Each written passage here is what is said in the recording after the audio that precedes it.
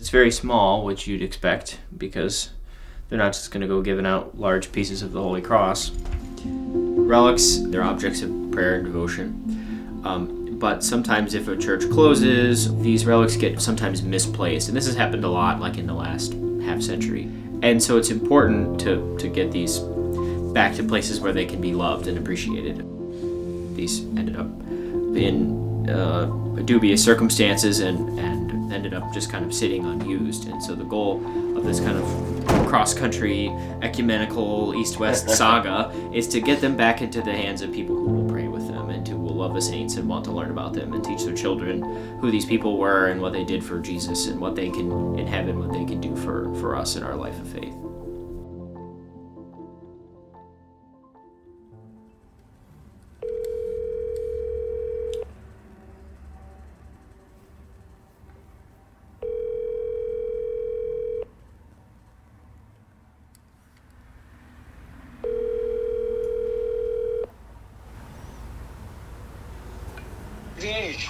Hi, Sean. How's it going?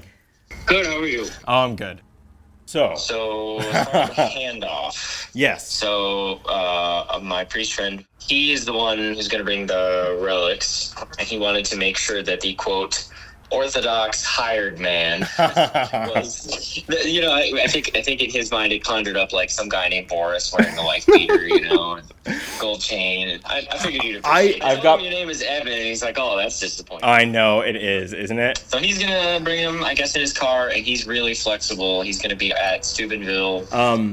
My thought was that the easiest thing for me to do would be to go to Steubenville, pick up the stuff, and then head up that way. Like midweek, maybe, if that works for you. Yeah, I mean, it works great. The only huge, major, life-changing caveat is we're gonna have a baby. Yeah. Sometime. Nice. But insofar as we're not at the hospital giving birth, and there's no reason you couldn't stop by and have coffee or have lunch or a beer, whatever. I mean, totally. You're most welcome, and it'd be good to meet you. Yeah, totally, totally. Yeah, awesome. All right, well, hey, we're gonna make the magic happen.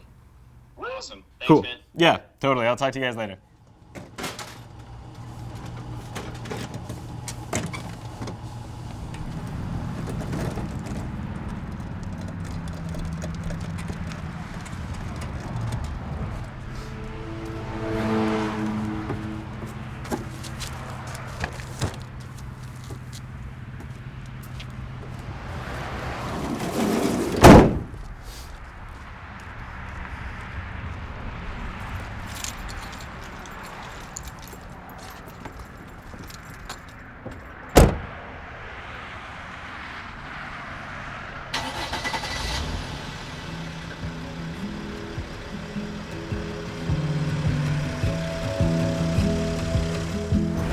Well, originally, church altars would be over the grave of the dead, right?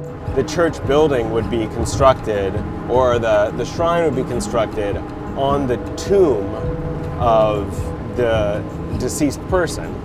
And this would make it very obvious, of course, that all right, very famously, St. Peter is here with us because we're serving the Eucharistic celebration at his tomb, right? But then, of course, as churches were founded, especially here in the United States, we don't have this very, very long history. We don't have local tombs of 4th century saints. So the tradition began of including relics in altars.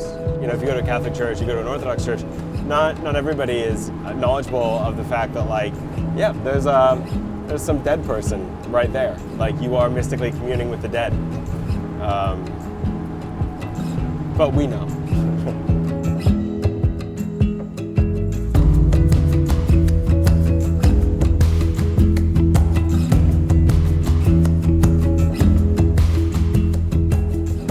We're currently en route to Steubenville, Ohio, where we are going to meet up with this priest who has for us a number of relics. The word was 40 relics.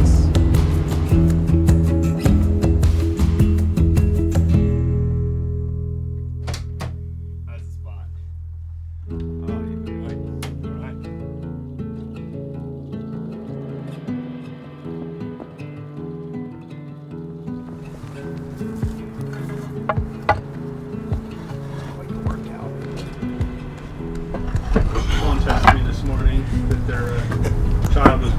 Oh, great. This must have been yesterday.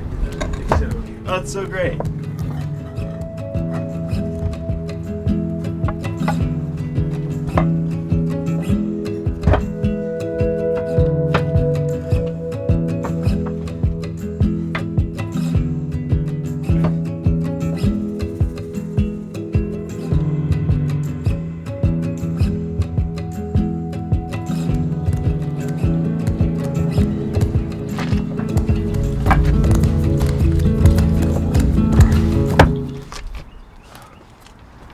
That's all. All right, great.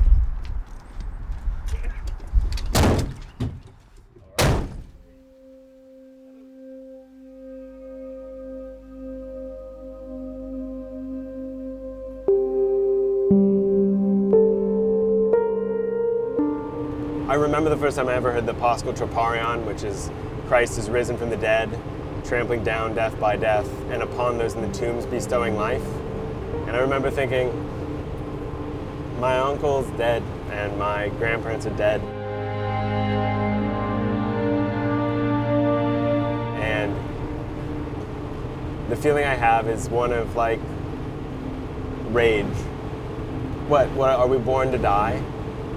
The answer that the Christian tradition provides is no. Guess what? The God-man also dies. But you join his death, and by joining his death, you live too. And it feels to me like an answer. So, you know, I wanna live in a world where people don't give death too much agency. And I feel like treating these saints with respect and bringing them to a new home feels like something I would do for a friend, so might as well do it for these friends, you know?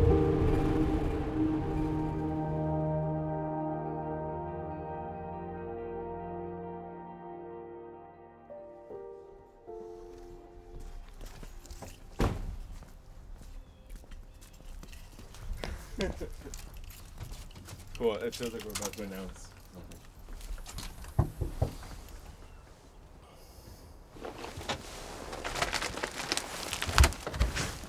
Hello. Hi. Hey, come on Hi, in. Sean.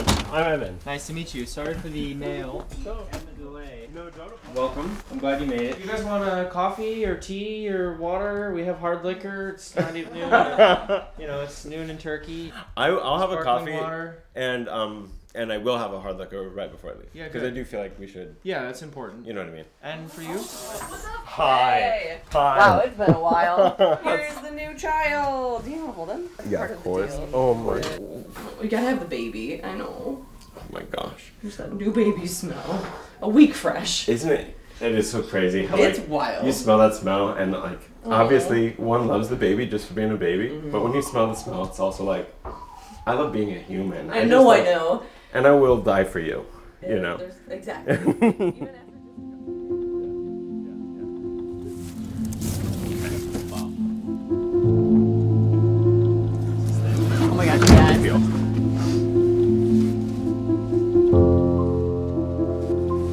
My name is Sean Pilcher, and I'm director of Sacra, Relics of the Saints, an organization that helps to protect and restore the relics of the saints for people to use and appreciate in their devotion. Here we go. Gorgeous. Look Yeah. at that. That great? Wow. Remember if The relics, yeah, the relics are in here. Huh. Yeah, isn't that cool? Beautiful.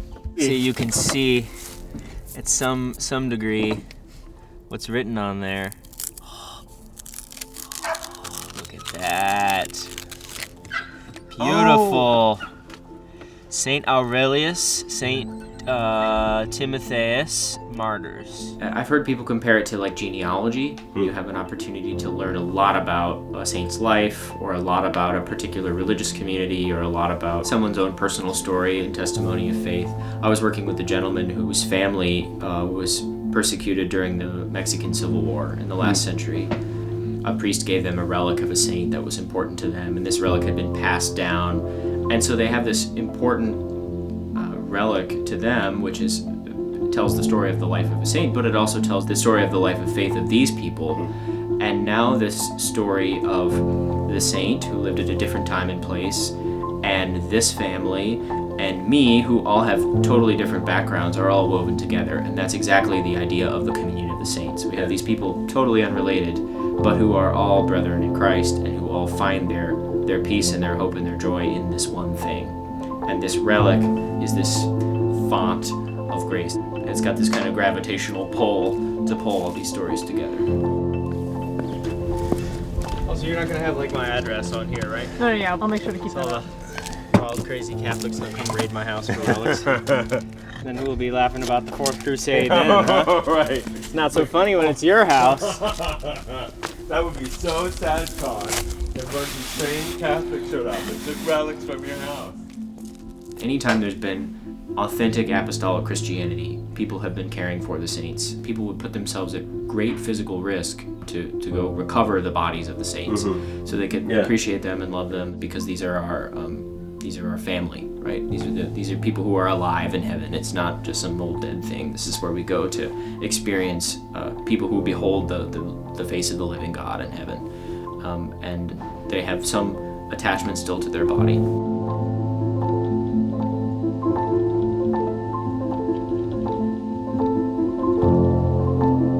So from the Roman catacombs, in all likelihood, to the East Coast, to Culver's in Wisconsin, to here, right? Yep, I mean, that's right. that's Christendom for you. There it is. Yeah. Wonderful. Nice. That feels sort of Valentinian and a little Italian, you know. But Anthony Bourdain says a Negroni is a perfect drink because it takes three things he doesn't like: Campari, sweet vermouth, and gin, and makes them into one thing that he does like. And I don't know anything about Anthony Bourdain, but I like what he said about the Negroni. That is good. Blood of the Martyrs is the seed of the church, but the Negroni is The seed something else. I don't know. The seed of the sons of the church is a subsequent conversation about the martyrs. Thanks very much. Cheers. Cheers. Yeah. Sean, it's so good to meet you. Yeah, you too. Yeah.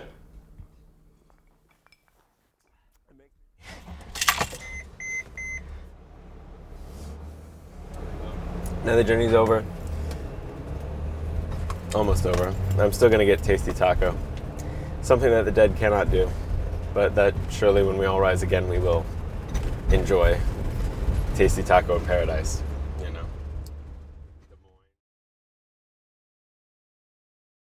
Here we go. John of Damascus. Oh yeah.